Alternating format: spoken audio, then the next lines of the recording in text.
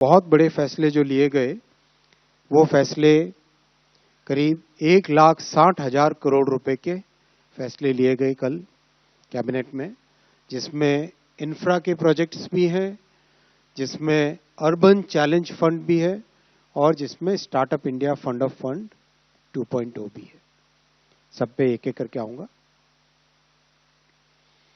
सबसे पहले 3 railway projects approve हुए, जो कि अंबाला से दिल्ली के बीच में 3rd और 4th लाइन, कसारा से मनमाड के बीच में 3rd और 4th लाइन और होसपेट से बल्लारी के बीच में 3rd और 4th लाइन।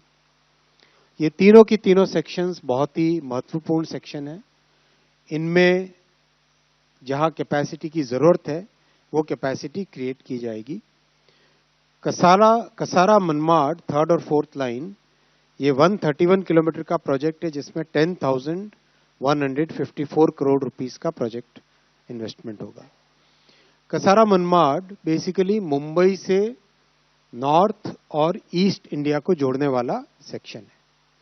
ये घाट सेक्शन है, हिली सेक्शन है, जहां पे ट्रेन्स को मूव करने के लिए बैंकर लगाना पड़ता है, यानी एक एक्स्ट्रा लोकोमोटिव साथ में लगाना पड़ता है पुश करने के लिए। इसको टेक्निकली कैपेसिटी बढ़ाने के साथ साथ इस पूरे सेक्शन की टोटल नई डिजाइन की जा रही है। आप यहां पे एक मार्क देखेंगे, 5 टनल्स ऑफ 28 किलोमीटर। आप यहां पे इस नक्शे पे देखेंगे, इस सेक्शन में 135 किलोमीटर के इस सेक्शन में 28 किलोमीटर की 5 टनल्स बनाई जाएंगी।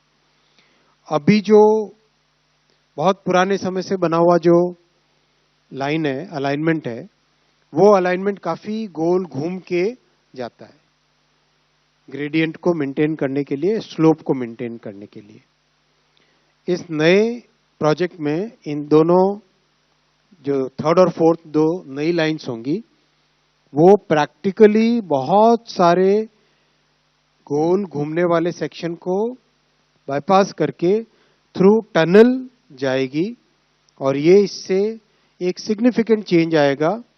बैंकर की जरूरत नहीं पड़ेगी, डिस्टेंस कम होगी और ट्रेन्स बहुत आसानी से इसमें से जा सकेंगी। एकादशी के दिन माघ 24 शक संवत 1947 के पुण्य अवसर पर 13 फरवरी 2026 को माननीय प्रधानमंत्री श्री नरेंद्र मोदी जी द्वारा नया प्रधानमंत्री कार्यालय, जिसे अब सेवा तीर्थ के नाम से जाना जाएगा, राष्ट्र को समर्पित किया गया है।